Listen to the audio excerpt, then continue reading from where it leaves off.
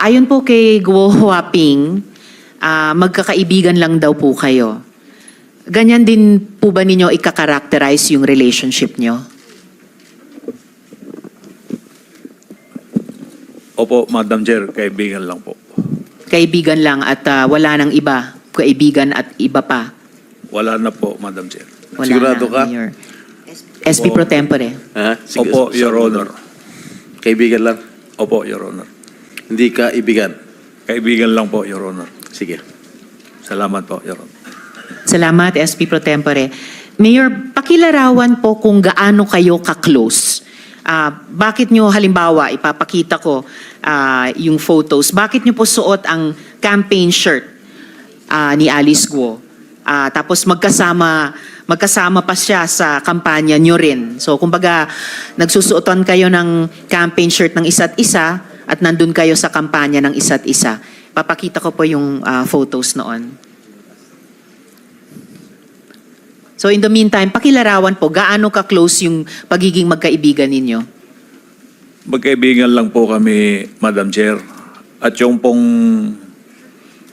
t-shirt po na sinasabi po ninyo, Madam Chair, binigay po sa Ayan akin po. po yan ni Ate Che. Sino po si Ate Che? Si Cheryl Medina? Opo, Your Madam Chair. Pero sinuot po ninyo. Opo. Tapos andin po si Guo Huaping sa campaign caravan ninyo noong 2022.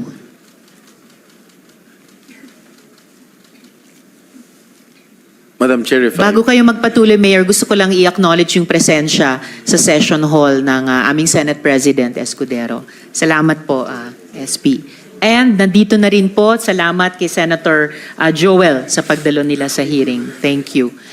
So Mayor, bakit ganon? Suot nyo ang campaign shirt ng isa't isa at nandun kayo sa campaign caravan ng isa't isa. In-invite po ako dyan po, Madam Chair. Inimbita kayo ni Guo Huaping. Opo, Madam Chair. Bakit niya kayo inimbita? Pinakita lang po niya kung sa akin po nung siya'y nangangampanya po. Pinakita ang alin po? Yung tungkol po sa pagparada po. Pero ito pong nasa kanang photo, campaign caravan po ninyo. Ayan o, Mayor Dong Kalugay 2022. Nag-attend si Guo Huaping sa campaign caravan ninyo. Sa kaliwa naman, syempre ito nga po kayo, at may seal pa, no? Bayan ng Sual, Pangasinan. So parang official photo. Suot nyo yung t-shirt ni Alice Guo. So bakit ganon? Nagsusuportahan kayo sa pagsuot ng t-shirt ng isa't isa at sa pag-attend sa campaign caravan ng isa't isa. Madam Chair, yung ano po, yung nakasakay po ako sa sasakyan, yan po yung motorcade po namin na in-invite ko po siya. Bakit nyo po Sa siya amin po. inimbita? In-invite din po ako, Madam Chair, nung nanalo po siya. Hindi. During the campaign victory caravan po ito? Opo. Bago nyo sagutin, may isang tanong Just, kaugnay si Majority Leader. Just a point of order, Madam Chair. Kanina ko pa ho ino-observe si Miss Alice Go. Hindi naman nakikinig sa atin. Parang may tinitingnan lang siya sa envelope. Can we require her to be more attentive and to these proceedings? Thank you, Madam Chair. Thank you, Majority Leader. Go Huaping, pakinggan nyo po ang buong hearing natin. Yes, Mayor. So, bakit nga ba ganun na inimbita nyo si Guo Huaping sa Victory Caravan ninyo? Sabi nyo, inimbita rin niya kayo sa Victory Caravan niya. Nag-attend po kayo sa Victory Caravan niya? Opo, in-invite po niya po ako, Madam Chair. So bakit nga po ganun? Ba't kayo nag-iimbitahan sa Victory Caravan ng isa't isa? Ba't kayo nag-a-attend sa Victory Caravan ng isa't isa? Bakit may official photos kayo na may seal pa ng inyong mga bayan, suot ang campaign t-shirts ng isa't isa? Yung pong in-invite po niya po kung una, tapos pinaunlakan din po niya yung invitation po natin, Madam Chair. Madam Kaya Chair, nga po, yes, SP Pro Tempore. bakit sa dami-dami ng mga mayors sa Pangasinan si Alice Go na inimbitahan mo? Marami po akong kasama po dyan, Ah. Your Honor. Tsaka nangangampanya siya, di ba that was during the 2022 elections, am I correct? Nangangampanya siya sa Bamban, tapos nangangampanya din siya sa'yo. And vice versa. Hindi po, Your Honor, nung victory party lang po. Okay, assuming, bakit sa dami-dami ng mga mayor sa Pangasinan, marami mga babaeng mayors sa Pangasinan, bakit si Alice Go napili mo? In-invite lang din niya po ako noon, kaya nagsabi rin po ako na May reciprocity, ganun ba? pwede pong sumama rin po sa motorcade po namin, Your Honor. Siya lang, ha? Hindi po, marami pong kasama po dyan na ibang Hindi, politika po. dalawa lang kayo, oh. Opo, pero sa picture po, dalawa lang po kami, pero marami po yan, Your Honor. Pero nung birthday mo, suit-suit mo pa rin yung t-shirt. Ayaw mo pa rin bitawan yung t-shirt ni Alice Go. Birthday mo to, oh. Tama? Opo, Your Honor. Teka, before that, bago ka Yes, pumunta SP Pro rito, Tempore. if I may, Madam Chair, hindi ka nakasipot nung nakarang hearing, correct? Opo, Your At Honor. ang sinasabi mo, may dengue ka. Opo, Kaya Your Honor. na-hospital ka? Na-hospital po ako. Saan po? Sa Nazareth po. Kailan ka na-discharge? Kung hindi po ako nagkakamali, mga Wednesday po yata yun. Ano O, date? Kasi yung last hearing, September 9 eh. If my memory serves me right. September 9. Kailan kayo lumabas? Gabi po yun, Your Honor. Nang? Kung hindi po Wednesday, Thursday po. Thursday. Your Honor. Pero during that time, nung sinasabi may dengue ka, nakipag-jamming ka pa yan, no? No? Nakipag-inuman ka pa. Correct? Hindi po, Your Ito yung Honor. Vice Mayor ng Mabini, if I'm not mistaken. Vice Mayor ng Mabini, Pangasinan. May bayan bang Mabini sa Pangasinan? Meron po, Your Ayun. Honor. Oo. Tama? Wala po akong dinggi dyan, Your Honor, yung picture na po yan. Oh. Wala na. Hindi Katatapos lang. Hindi po ako uminom po nung ako po may dengue, Your Honor. Ha? Ayan, oh. Yan, tignan mo sa TV. Yan po, Your Honor, bago po ako magka-dengue po. Bago magka-dengue o pagkatapos ng dengue? Hindi. Huwag ka magsinungaling dito. Hindi po, bago po ako magka-dengue, Your Honor. I'll give you the benefit of the doubt. Ano yung tunay na pangalan mo, Mayor? Liseldo Kalugay po. Liseldo. Yung middle name mo? Digintos po, Your Honor. Ano, no? Digintos po, Your Honor. May mga kaso bang nakasampas sa inyo sa kasalukuyan? Sa pagkakaalam ko po, Your Honor, wala po. May death threats ka ba? May banta ba sa buhay mo? Wala naman po, Your Honor. Kinukuha ko yung time ni Madam Chair, nakakaya. Kayo muna. Salamat po, SP Pro Temp. So, huli na lang dun sa mga photos nyo sa Victory Caravan at saka pagsuot ng t-shirt ng isa't isa. Bakit nga kayo ang pinili ni Guo Huaping na bigyan ng ganyang t-shirt kahit nasa ibang probinsya kayo at imbitahin o dumalo sa Victory Caravan ninyo? At bakit siya ang pinili nyo na isuot nyo yung campaign t-shirt niya at imbitahin sa caravan ninyo nung Victory Parade? Bakit po, Mayor? Yung pong t-shirt na yan, hindi ko po sinusuot po sa pagkakampanya po. Yung... Hindi ho, pero official photo to eh. May tatak pa nung seal nung bayan nyo. Opo, yan po ay nasa bahay po ako, Madam Chair. Kaya lang, naging official photo, may tatak nga ng seal ninyo. And then ito pong caravan, bakit nga po siya ang pinili nyong imbitahin na sumali sa Victory Caravan? Katabi nyo, nasa lead vehicle siguro ito. Pinaunlakan ko rin po pinaunlakan din niya po yung invitation po namin, Mayor, dahil nung motorcade din po nila, in-invite po kami, pumunta rin po kami, Madam Chair. Mayor, close enough ba kayo ni Guo Huaping para may koordinasyon yung mga staff ninyo? Nagtatrabaho sila magkasama. Halimbawa, si Miss Cheryl, tapos sina Miss G at Miss Kath. Close ba kayo ni Guo Huaping para yung tatlong staff nyo nagtatrabaho na magkasama? Hindi naman po, Your Honor, magkaibigan lang po talaga. Magkakaibigan din sila, pero hindi naman. So, minsan may mga trabaho silang ginagawa na magkasama.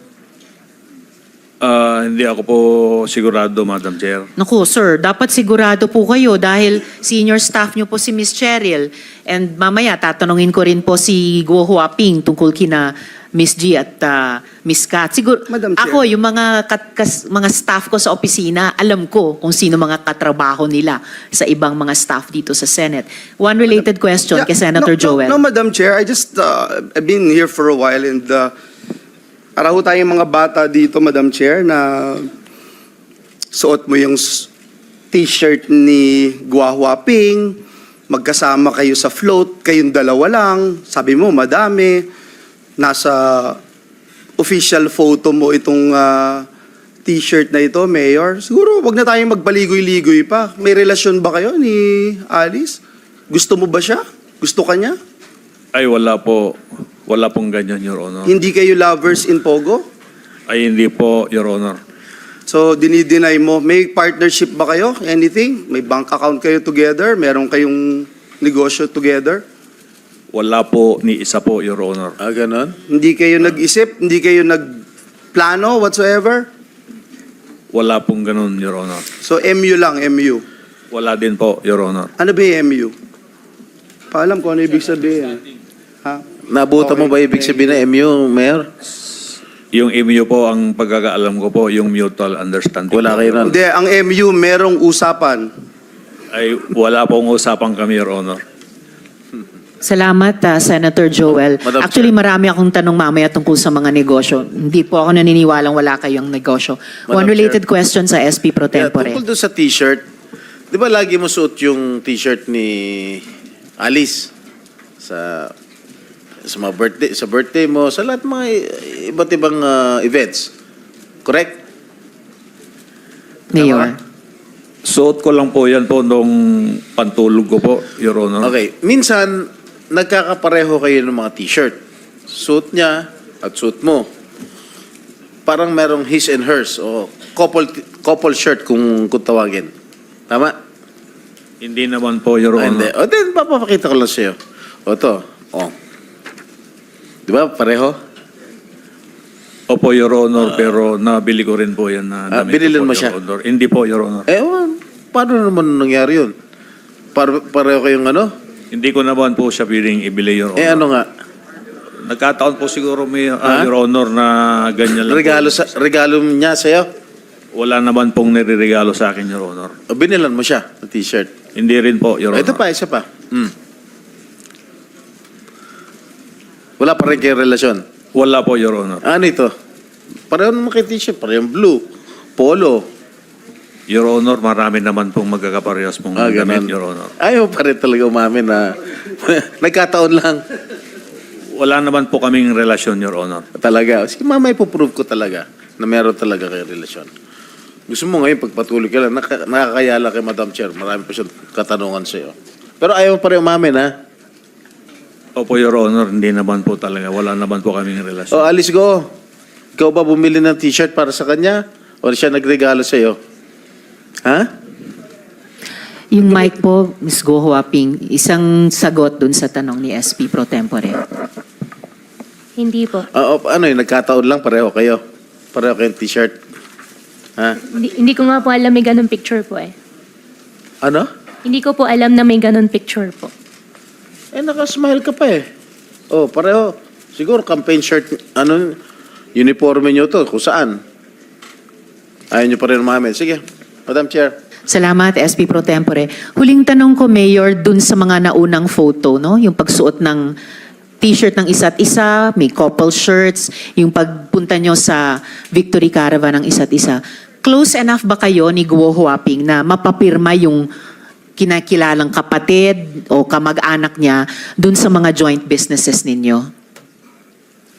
Ano pong close po yun, Madam Yun Chair? po, close enough ba kayo na may mga joint businesses na inyong dalawa na ang pumipirma sa papeles ay si Sheila Guo? Ay, wala po, Your Honor. Wala pa rin. Okay po, actually Mayor, sa totoo lang, kasi yung mga naunang tanong namin, isa sa pinakasimpleng sagutin ng totoo sana. And actually, wala po akong pakialam kung meron man kayong romantic relationship. Wala po akong pakialam doon. We are interested in the possibility of your criminal relationship. Kaya inuna na namin yung mga tanong na ang dali sanang sagutin ng totoo sa mga litratong iyon. ang pinaka-interest ko po ay kung may sabuatan kayong dalawa para sa kadiliman at kasamaan. I want to explain my keen interest in your relations with Guo Huaping. At ipapakita ko ngayon ng ito, ang affidavit na ito. Okay? And for the record, we are flashing this with the consent of his lawyer, no? Yung affiant. Niredact pa namin yung ilang mga detalye para sa sarili niyang seguridad. Okay? Ayon dito po, Mayor, sa affidavit na ito, yung staff ninyo ang nag-arrange ng notaryo ni Alice Guo o Guo Huaping sa petsa na wala na siya dito sa Pilipinas. Ha? Mamaya po babalikan ko pa yung affidavit na iyan. Pero dun muna tayo sa inyong business relationship. Basahin ko lang yung ilang bahagi ng affidavit kung mabasa ko. Medyo maliit. Pwede bang lakihan natin? Okay, ayon sa affidavit na ito, on or around January of 2024, Ms. Ordonia mentioned in confidence in one of our conversations that Mayor Guo and Mayor Kalugay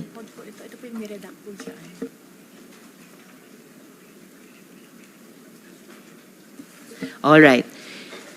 On or around August 12, 2024, Ms. Ordonia called me, yung affiant, asking if I knew a notary public who would be able to notarize an affidavit for an unnamed person and asked for assistance to facilitate the same.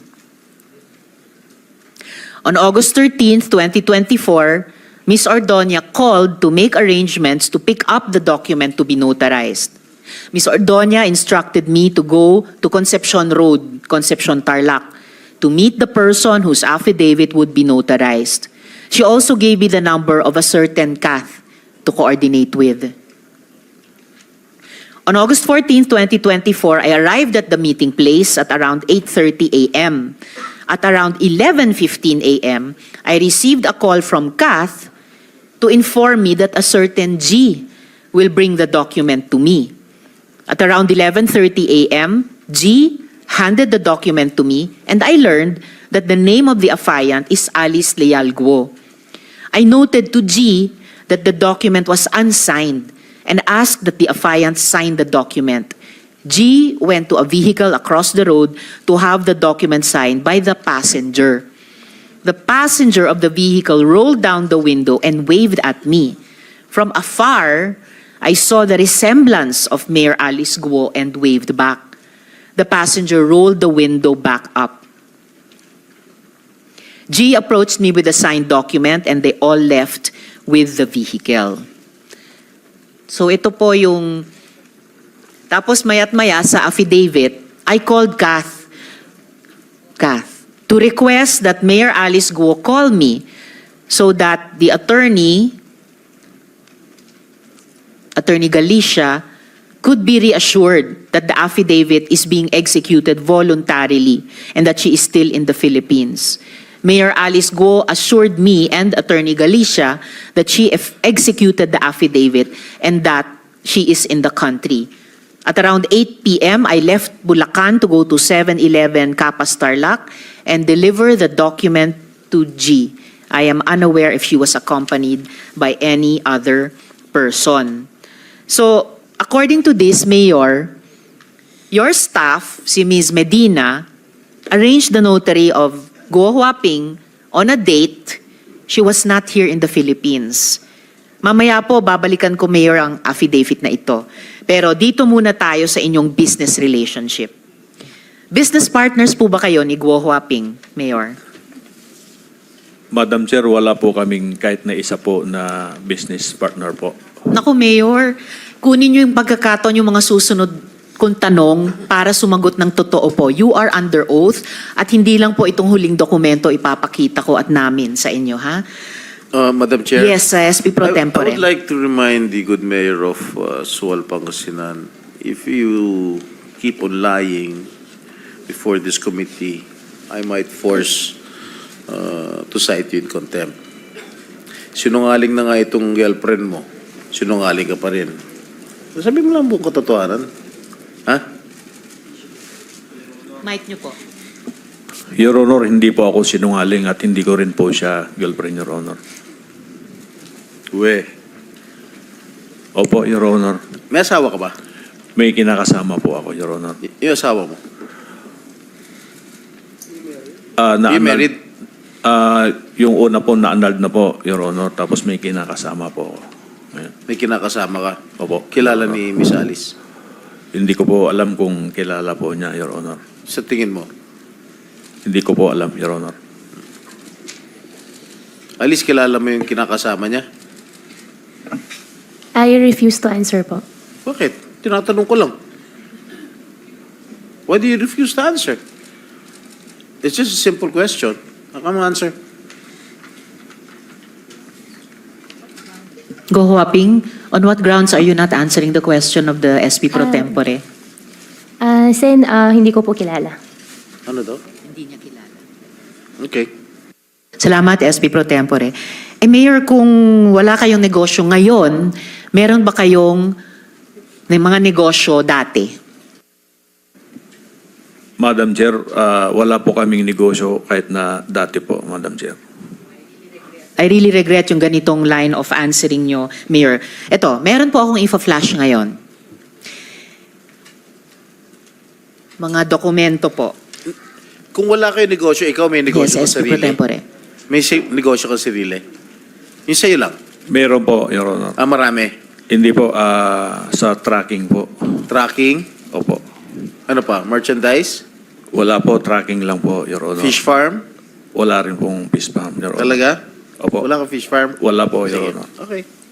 Well, salamat SP pro tempore. Speaking of fish farm, di ba ang karamihan po dito, Mayor, sa pina-flash ko po ngayon, ay pinagsama-sama ang mga pangalan nyo ni Guo Huaping o Alice Guo. Tingnan nyo po, AC Aqua Farm, D Aqua Farm, Lixel Fish Farm, Dongguo Fish Farm, Guko Aqua Farm. Madam Chair, Yes, SP pro AC, tempore. I think stands for Alice and Kalugay. Very possible, SP pro tempore. Ha? Yung D Aqua Farm, Dong. Lixel, Alice, LIC, and Liceldo. Donggo, Dong, and Go. Tinalo nyo pa si Dong yan, ha? Guko. Ha?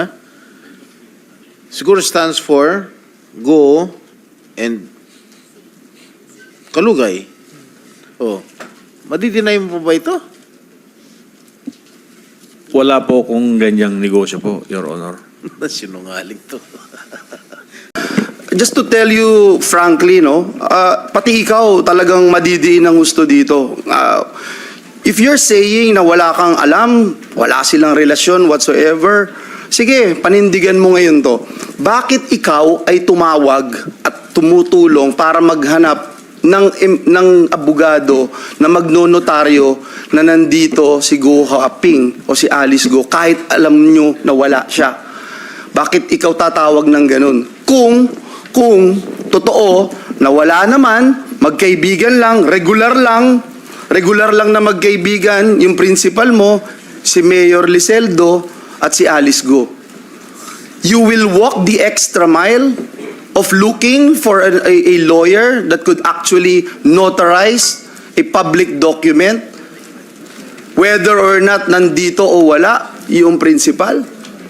Why would you do that? Ms. Cheryl, Nagtalong lang po kasi sila, Your Honor. sinong sila? Si Kat po. Yon. So at least ito yung unang totoong sinasagot nyo sa amin ngayong hearing. Tinawagan kayo ni Kath Yes po. para maghanap ng notaryo para sa affidavit ni Guo Huaping. Bakit feeling nyo obligado kayong sumunod pagbigyan yung hiling ni Ms. Kath? Hindi po. Tumawag po kasi siya. Ang sabi lang niya sa akin, naghahanap sila ng lawyer na magnonotaryo.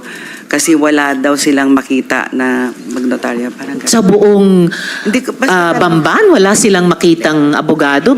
Bakit sa lahat ng Oh. chief assistant ng mayor, hindi lang sa Tarlac, sa Pangasinan pa, bakit sa inyo tumawag si Miss Kath? At bakit feeling nyo obligado kayong tulungan siya sa hiling niya? Hindi ko din po alam, Your Honor. Basta ang sabi lang po, kung pwede, kung merong kilala, sabi ko walang kilala sa SWAL. Don't Miss- fool us, Miss Cheryl. Kath. Don't fool us. Oo, Miss Kath. Kilala mo. Alam mo Sen. na Joel. gustong gumawa ng kalokohan ito. Alam mong gustong gumawa ng kalokohan ito. Nagdirekomenda ka ng abogado na po pwedeng gumawa ng kalokohan nila. Miss Kath, kasasabi ni Miss Cheryl na humingi ka ng tulong sa kanya kung kanino pwedeng magpanotaryo.